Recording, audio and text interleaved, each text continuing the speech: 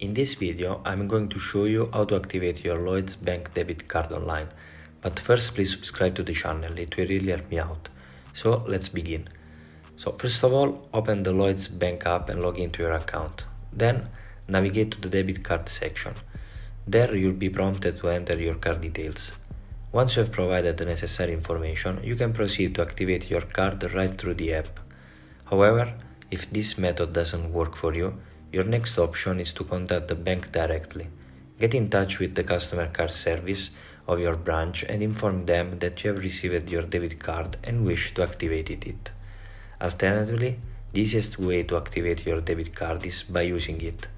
When you visit your nearest ATM and attempt to withdraw money, the simple act of inserting your card in an ATM will automatically activate your debit card. And there we have it. If you found this tutorial helpful, please consider leaving a like and subscribe to the channel.